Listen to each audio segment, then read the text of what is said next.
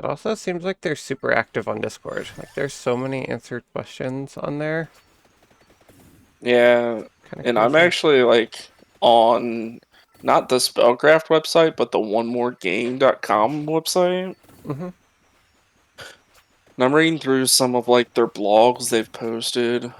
One of their blogs is called Alpha Driven Development, and that one kind of just piqued my interest.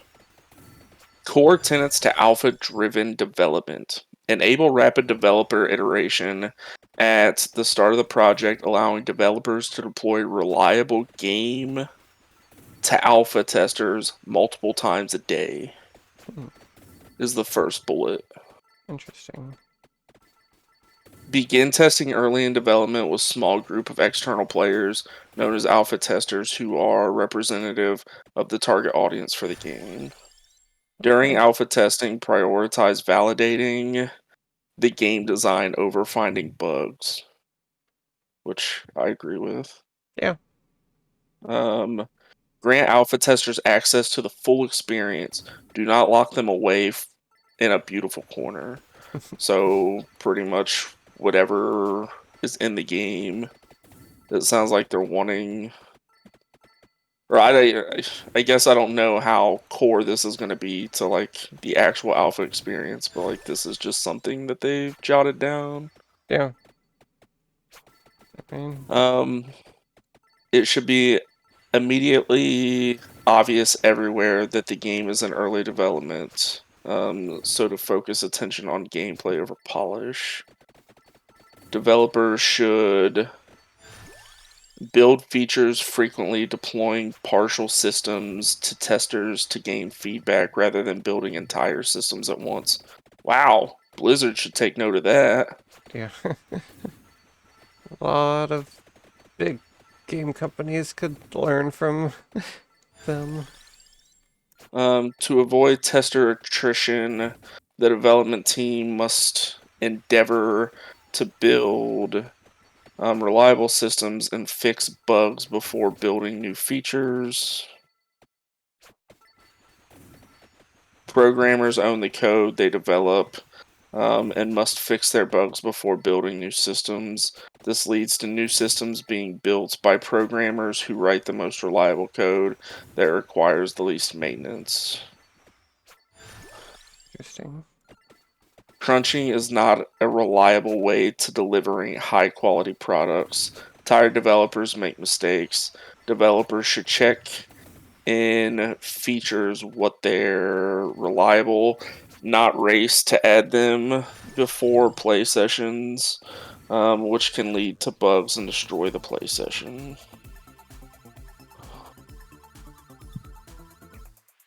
Hmm.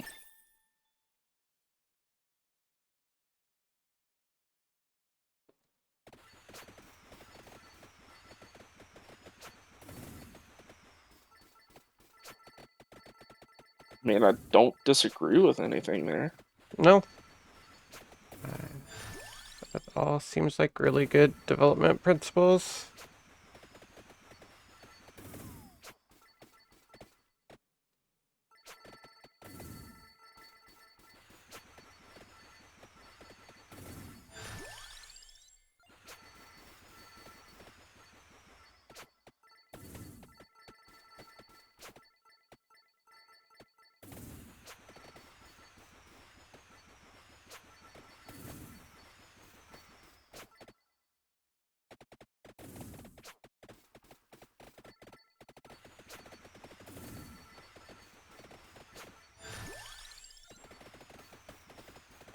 Wonder how big the team is then.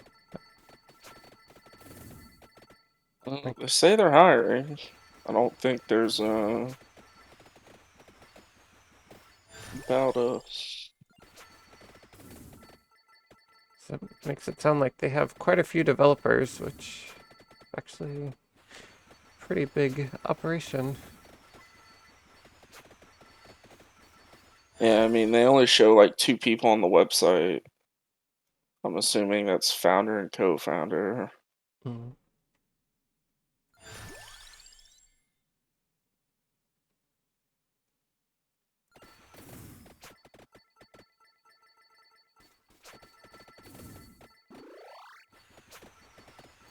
How many people are on the Discord? Because I think I don't know if it's all their staff, but I think they have their staff with a That's a special good call. role. 19 Team OMG members, one more game members. Okay. Sounds about right.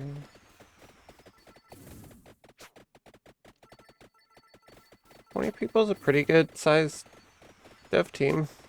Yeah, not bad at all. Can make a pretty solid game with that. I mean, if you go all in on one game, what? Probably one game director, right? Yeah. So you don't have too many cooks in the kitchen.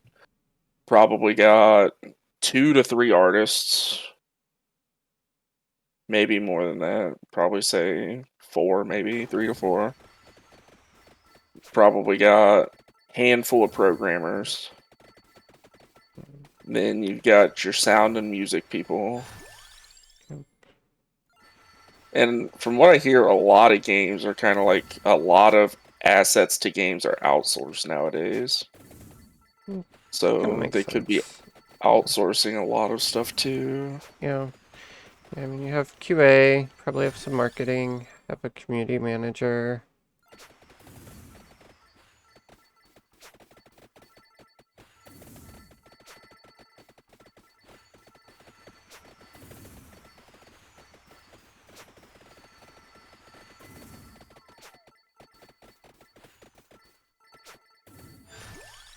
Oh, I didn't even see this. Did you see where they kind of like describe the game? Um, Spellcraft Probably, but defines a sure. new genre, real-time tactics. You'll have to join the alpha preview event to see what that really means, but here's a preview. It's your favorite moments from real-time strategy games, refined into fast-paced rounds of combat where both strategic thinking and quick decision making are required to achieve victory. Plan like a general, build your strategy, test it in battle, and demolish your adversaries. In Spellcraft, you'll collect and command a team of fantastic heroes and wield their powers to overcome your opponents with nearly limitless numbers of combinations. The team you assemble is as unique as your playstyle. Okay, interesting. We've created a game we want everybody to be able to play and enjoy. Spellcraft will be a free to play, never pay to win. We'll be bringing it to PC first. It's a kind of game where players can be equally competitive, regardless of which platform they prefer. That's kind of interesting. Makes it sound like it's not going to be too high APM, or not too many abilities to use at least. Yeah.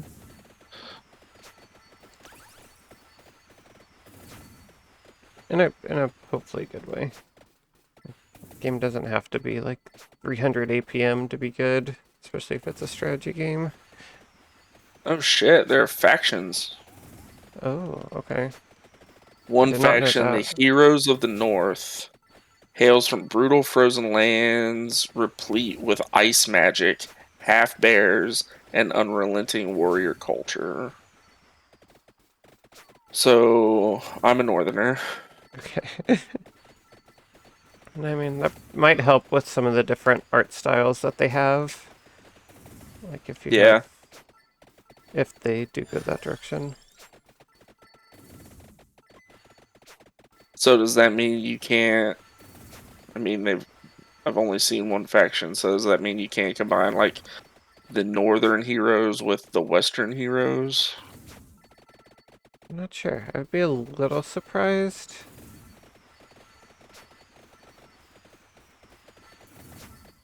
'Cause yeah, you could take that any number of directions, honestly. Yeah. Could have like faction bonuses, but you could mix factions if you want. Like maybe character synergy outweighs the faction bonus. Maybe it's just visual without much gameplay. Meet Bear. Bear does bear things. Go bear. What the fuck? Let's go bear. Okay, the next team is the Adventure Team. Epic fantasy heroes on a dramatic quest, or relevant tabletop RPG characters who become self-aware. Depends on who you ask.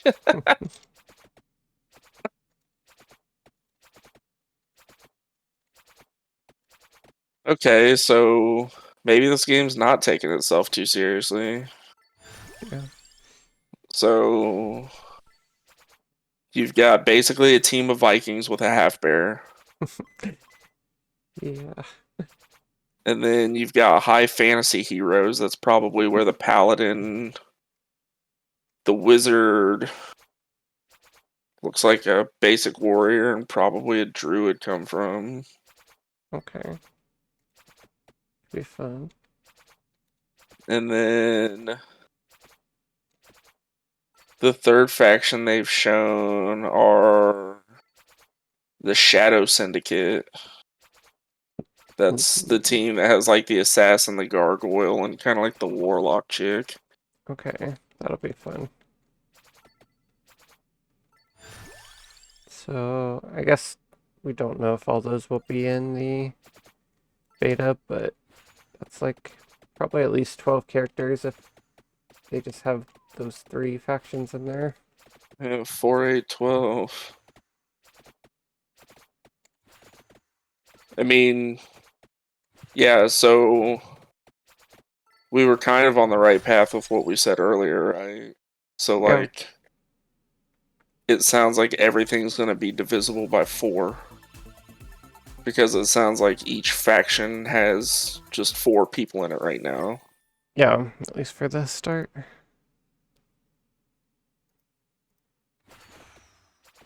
Which, I mean, that's a lot of diversity. I mean, that's very StarCrafty, right? Like, you would be the person to know that. I mean, if they're locked, then yeah, it's definitely getting into that asymmetric faction design. Which I think that would be fun if, like, yeah, you only take characters from your one faction. Because, yeah, that makes you have to, like, learn different matchups in a way that other games don't.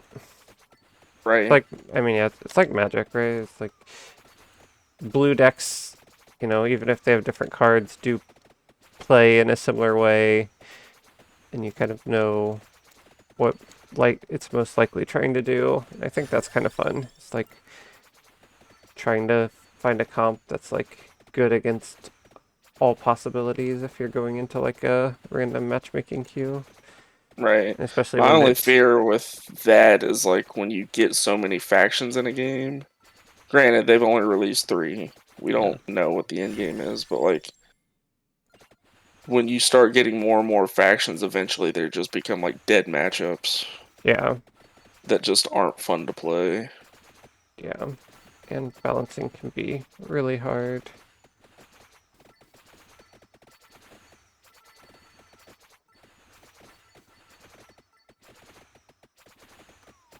But yeah, hopefully they keep adding more options to each faction so that it's not that way.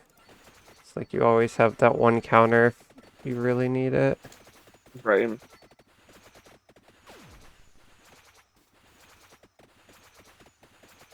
Yeah, because right now, again, we know nothing about the game, so I'm just Yeah, kind of throwing this out there. Only one of the 3 factions has a healer. right. Which that's And interesting in that's, itself. yeah, and that's the Adventure Team.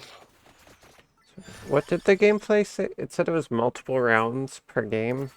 Yeah, that's what I noticed too, is it said multiple rounds. Let me see if I can't find that again. Okay. So it's probably like Yeah, so I'll just reread the whole okay. sentence. Spellcraft defines a new genre, real-time tactics.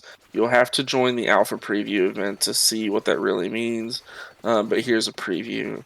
It's your favorite moments from real-time strategy games refined into fast-paced rounds of combat where both strategic thinking and quick decision making are required to achieve victory. Refined into fast-paced rounds of combat.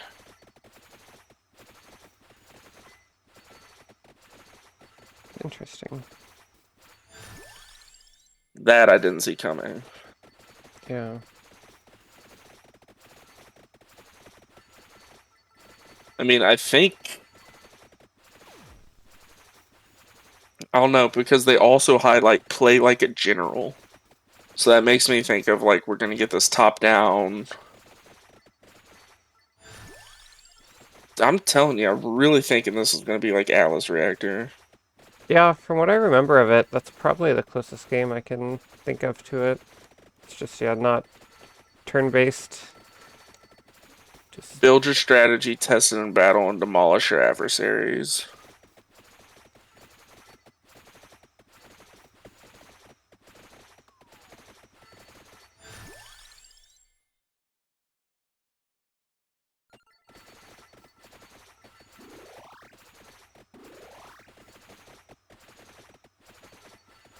And also, they say they want to build a level playing field no matter what system you're playing on.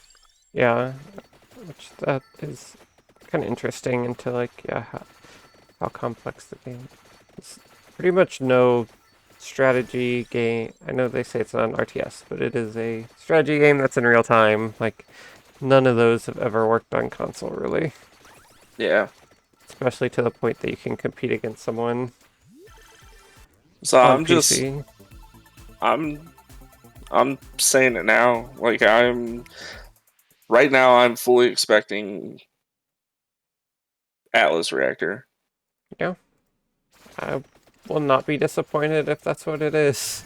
No, I will be ecstatic if that's what it is. Especially if you go faction based, because Atlas Reactor was not faction based. Yeah. The game had like 15 characters that you picked. If you played 2v2, you picked two, your partner picked two, and you guys went into a game. Yeah. If you did 1v1, then you picked all four of your characters and you played. Like, Yeah, I mean, there's a lot of interesting possibilities there. And, like, uh, if it's multiple rounds, it even gives the possibility of, like, having sideboards, or, like, if it is faction locked, like, you can just swap with any other characters in your faction. yeah, I Like, mean, sideboards or even game modes, to be honest with you. Like, if yeah, there's like a King of the Hill or a Capture the Flag, like a neutral flag, yeah, like, honestly, you could do a lot with that. yeah. I think that would be really fun. Be pretty fresh.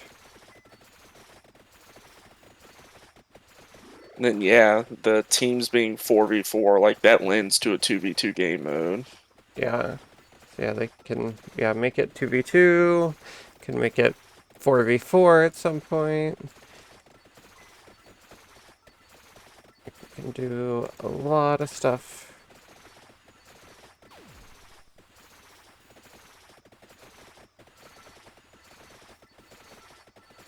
In Spellcraft, you'll collect and command a team of fantastic heroes that wield powers to overcome your opponents. With nearly limitless number of combinations, the team you assemble is as unique as your playstyle. So yeah, I mean, that makes sense because it says you'll collect and command a team of fantastic heroes. If you are faction locked, it would make sense that, like, you spend X number of in-game currency or real money to unlock faction. Faction then unlocks 4 champions for you because you have to have 4 characters to play that champion, right? Right. Or play that faction. Yeah. And then you can unlock, like, what they would probably consider stronger heroes Yeah. within that faction. Actually, I'm gonna watch the trailer again Okay. because I want to see if all the heroes that line up look like they're in the same faction. Okay. Yeah, I'm really Now that curious what I'm faction the car is in. It didn't Well, sound that's like what I'm any. thinking, Yeah. is because like he's definitely not been shown, Yeah. at least in like the Spellcraft news, Yeah. which is where I'm getting all this from. Because like in these team displays, like the the RPG characters all look like they came straight out of D&D. The the heroes of the North, basically all pretty much look like Vikings, except for the bear. Okay. Um, and then the Shadow Syndicate pretty much all look like they came out of the Gargoyles cartoon. So it's like that makes sense. So I'm thinking there's going to be a fourth faction, which is going to be the faction with the car, Ah. Yeah. and then we might have 16 playable characters, quote unquote, at the start of the alpha.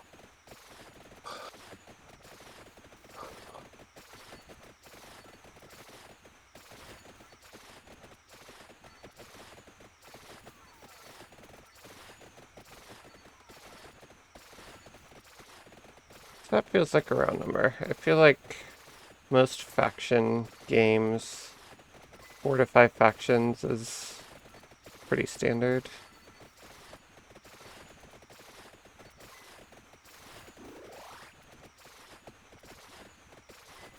Yeah, so at the 28-second mark, when it shows the close up of the car team, Yeah. they all look like very futuristic. Okay. Interesting.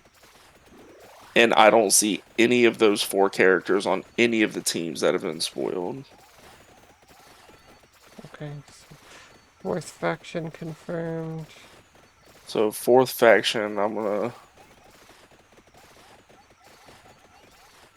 Okay. So, the faction at 29 seconds, definitely 2 of those characters are on the Shadow Syndicate. Okay. Like 100%. Because it's got that big stone gargoyle. Okay. And then you've got the hooded Gamora wannabe assassin chick. But the other 2 characters they're showing partied with them are not shown on any of the other 2 team spoilers. Hmm. So either you can have interfaction character swaps, or those 2 characters were unlocked within the Shadow Syndicate faction. Okay.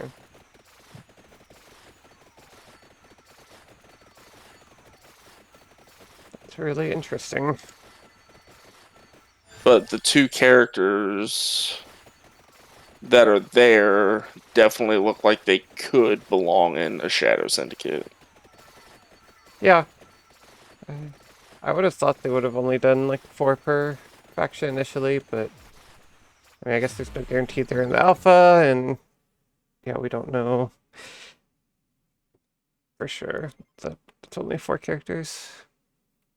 Yeah, and I mean, depending on what games they take quote unquote inspiration from, like if you look at a League of Legends roster, you could probably get a shit ton of ideas for a shit ton of characters really quick. Yeah, it's true. I'm not saying they're copying League, but I mean, there are a lot of games out there that have isometric views and have a shit ton of characters in them, and Right. wouldn't be hard to get inspiration from somewhere.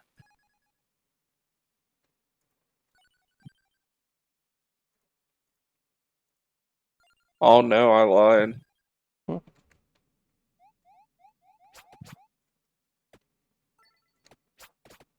At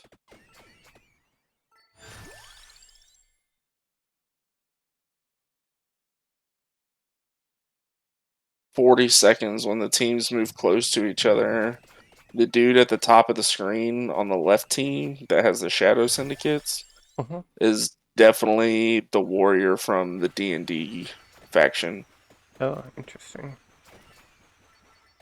So, That yeah. could literally mean nothing. Yeah. But they could have just wanted to get a trailer out there. Who Yeah, knows? yeah, that's not indicative of any gameplay, but it might not be faction locked. But yeah, then is the question of what do the factions do? I actually think that would make. Let's see. How am I trying to word this? I think two things. I actually think that can make really cool 2v2 game mode. So, like, if me and you were on a team, you pick 2 champions, I pick 2 champions, but the Yeah, champions you pick have to be on the same faction, and my champions have to be on a different faction. yeah, Like, I think that could be pretty cool. Um,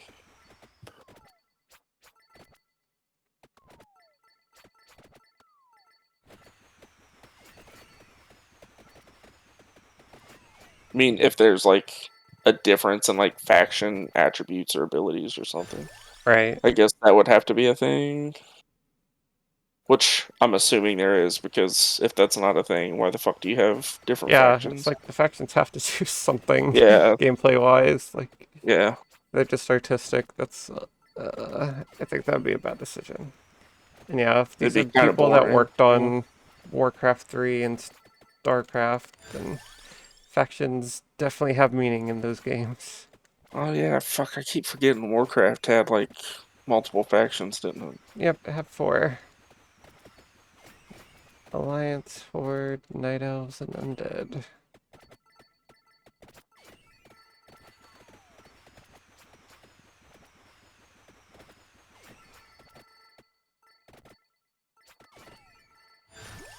I'm also just throwing this out there since it seems common sense, but there's no way the map they're playing on at the end of that trailer is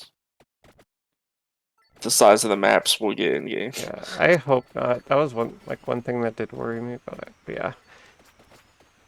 Yeah, that's way too simple. Like it's hopefully works for trailer, but yeah, if that's what it is, I feel like the game's gonna really struggle to be that interesting.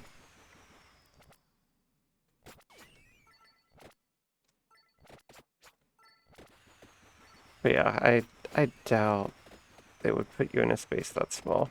There's just no Yeah, room for any there's strategy there. no, that's essentially you just running straight and hoping your team just counters the other team somehow. Yeah.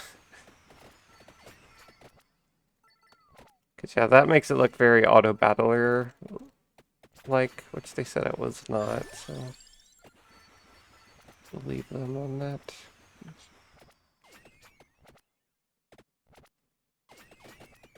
Yeah, you'll be making real-time decisions. I don't know.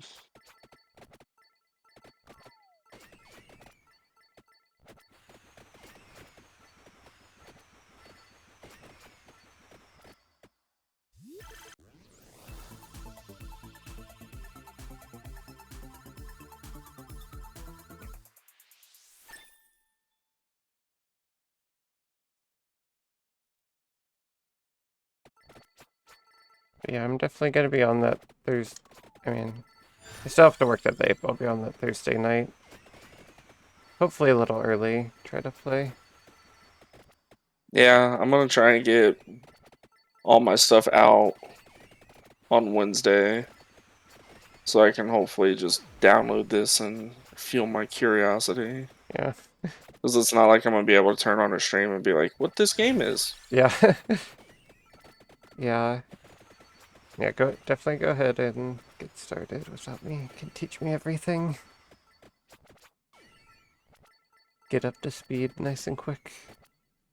I'll be super curious when they decide to send out the preload. Yeah. Yeah, I hope it's when I actually have time to do it, because if it's like while I'm at work that day, it's not actually gonna help me much. Yeah, that would suck. Yeah, I do not have a way to access my home computer. I don't know. I'd like come home during my lunch break. but that would be... I doubt I would actually do that. Yeah, I mean, at the same time, I can't imagine this game is a massive install. Yeah, if it runs on the system requirements you said, probably like a Yeah, 10 like, second download. it required an 8800 GT for a graphics card and only like, was it 3 gigs of RAM or something like that? It was absurdly small, Okay. which makes me think that they're trying to put it on Switch, which is fine. Oh, that'd be interesting. I could have fun with that. I just hope it works well on Steam Deck too. Yeah. Steam Deck, Switch. Yeah. See, that's why I'll be curious to see how. This is probably a topic for another day since it's already 2:15. But that makes me super curious as to the future of mobile gaming when we've got multiple handheld devices out there that can run AAA games. Yeah. Like, I get it. You have your phone, it's always on you. It's a little bit of a hassle to lug a Steam Deck and a Switch around. Yep. Fine. Argument proven. But if you're a big enough gamer that you're willing to spend thousands of dollars on a phone game, Yeah. I don't think you'd really fucking care what you're lugging around to play your video games on. Yeah. That's fair. I mean, yeah, phones can run all the games. But yeah, I guess... I don't know. I've kind of converted to phone games. I think there'll always be people who resist them. Not that I really play them, but I think they have proven that they can do just about anything a console can. But yeah, I mean, I think the people who want it, like, yeah, if you have that Steam Deck with you, like, that's just Yeah, I super mean, powerful. like I would love to ask somebody that's 500 hours deep into Genshin Impact. I would love to ask them, be it an American, a Korean, a Chinese player, whatever. Yeah. I would love to ask them, okay, here's your phone, play Genshin Impact, or what if I give you this Steam Deck and play Genshin Impact? Right. I would love to hear their answer. I don't know what it is. Yeah. But it's like, I would love to see that, to be honest with you. Yeah. Especially the type of game Genshin is. Now, if you're talking like card game, like Hearthstone, yeah, you don't need a fucking Steam Deck for that game. Yeah. Just play it on your phone. That's fine. Yeah. I mean, a lot of the younger generation, I feel like it's a generational thing, to be honest. That's Like, very I fair. don't really want to just be like, oh, boomers and millennials. But that's kind of how it is. Like, kids that grew up and were using touchscreens at the age of like 3, they're so good at them. Like, like, does it compare to precision of PC? No, but seeing people play like COD Mobile and whatever other first-person shooters are on their phone, like, it's pretty damn impressive what they can do. Yeah, that's true. I mean, With I've that. seen somebody build an entire tower in Fortnite in like 2 seconds. Yeah. Yeah, if you've been using it thousands of hours since you were, 3 years old, obviously you're gonna have that fine of motor control. That is true. So, yeah, I think there are a lot of people who, regardless of how complex the game is, will be able to manage it on a phone. But yeah, I mean, Steam Deck still has some nice advantages. Like, I think you can plug it up to like a monitor, TV a lot easier Right. than you'd be able to a phone. Even if you like cast it, it'll just look nicer. you know, the Steam integration. I don't think it's going to be like a dead market anytime soon. No, honestly, if anything, I would still love to ask that question. Yeah, I'd be really I really curious. would. Or yeah, to see a poll of what percentage of people would do what.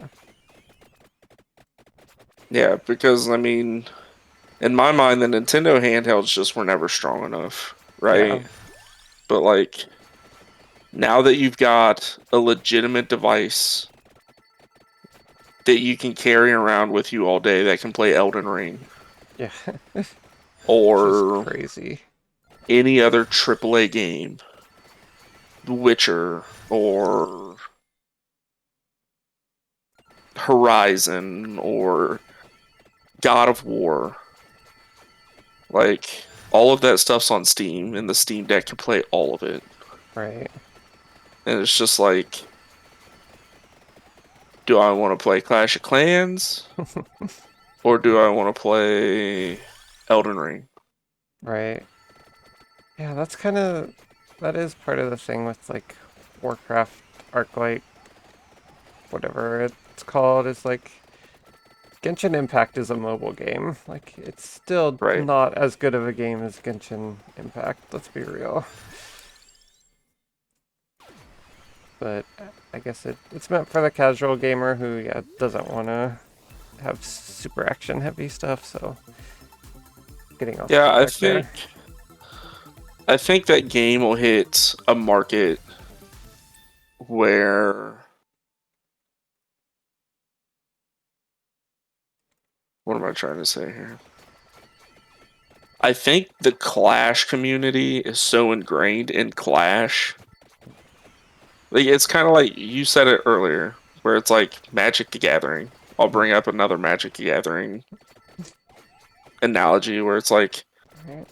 most paper card games don't live to see the light of day because people have been playing Magic the Gathering, Pokemon, and Yu-Gi-Oh for Mm, 20 plus odd years, right. right? They've got thousands upon thousands of dollars steeped in those games. Yep. You know, they're people my age are teaching their kids about those games. Yeah. They've already got communities built up around them. So, like, I guess my analogy to Arclight would be like, as soon as I saw that game's gameplay, I was like, is this really going to pull people away from Clash of Mm, Clans? right. And I don't think the answer is yes. I agree. So But like, and I feel like the people that already wanted to play Clash of Clans are already playing Clash of Clans. yeah, I think there could be people who just want Warcraft A Blizzard stuff. game, Yeah, yeah, it's like, oh, there's a game with Jaina in it, and I have played Clash of Clans even if I didn't really get into it. Maybe I'll give that a try. I don't know. I think that's the gamble they're making. That's the best I can guess. I don't have any evidence to back it up, but yeah. I would love to see if Clash of Clans has dungeons and raids in it. I don't know the I don't answer to think that. it does, but I could be wrong. I've never played it, and I mean, that could be because I mean that's what Blizzard's always done great. yeah, They've never been great at like creating their own kind of like subclass genre of a game, but they've always been great at copying something and just adding one or two things that set it apart, right. and all of a sudden it's better than the best game in that genre currently had. Yeah, So like maybe that's what they're doing here, and maybe those dungeons and raids are enough and guild support. yeah. Yeah, make it social. Give it an IP that people care about to get them in the door. Yeah, they get the guilds to like keep them coming back and give them a reason to care about how they do in the game. Some co-op stuff. Maybe it works. I don't know.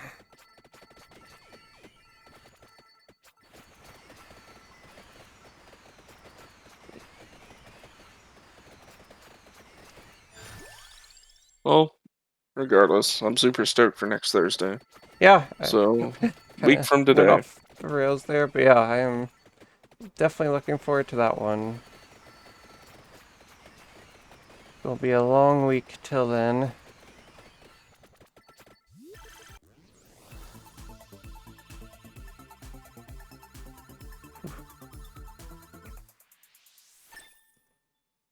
Yeah, hopefully we'll have our characters unlocked by that time. Yeah, In Valorant. yeah, that'd be fun. Get something new thrown in there.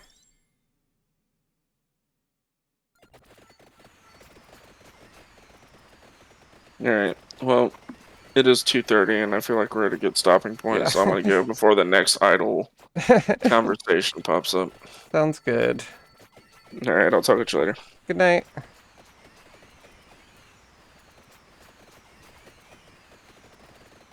Alright, guys. It's gonna be the last run.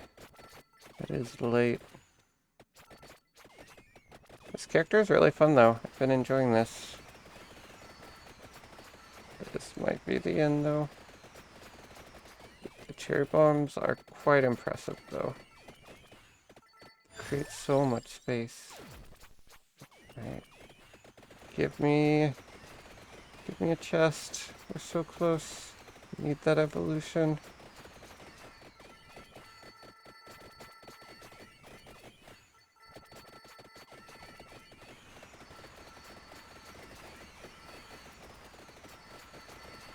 Seems like we're getting so much XP. That's crazy.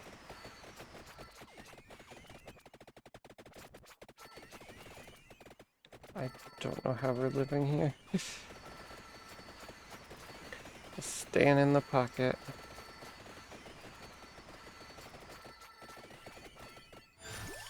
Find the areas the cherry bomb makes. Sit in them.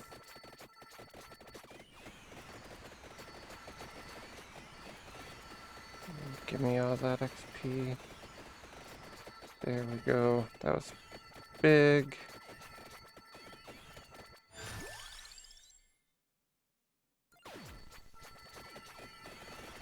Give me that chest.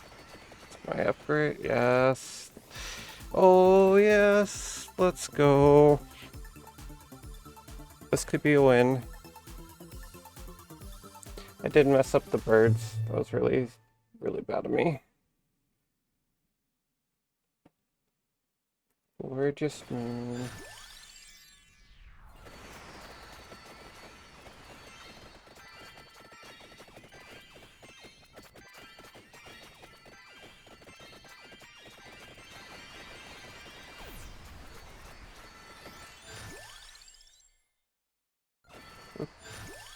What? Reroll?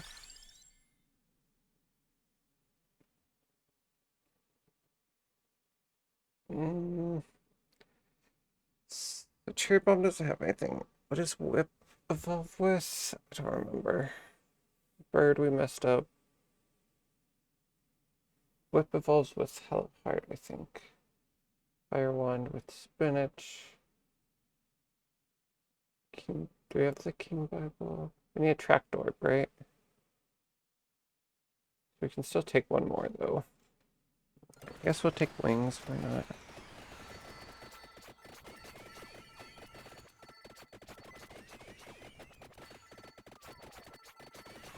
We haven't really taken wings. Probably not good. Doesn't actually help us. I feel like the name of the game is just damage. We're looking for a tracked orb. Or no, we have a track. No, we don't have a tracked orb. We don't have a tracked orb. Keep thinking Gorgeous Moon is from a tracked orb, so I thought we had it. But not the case.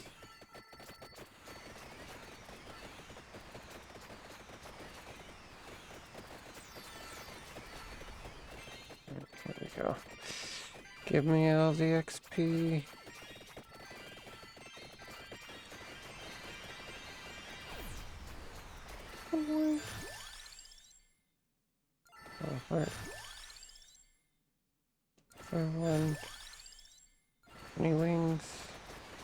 Where's my attract orb? I need attract orb so I can pick up this empty tome.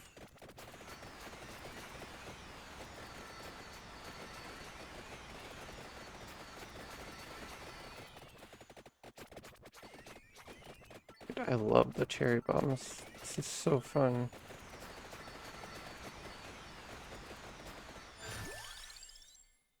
Spinach. Actually, maybe crown was better. More XP to get attract orb faster, to get empty tomb faster. Oh no. Oh, what a choke. That was bad. Dude.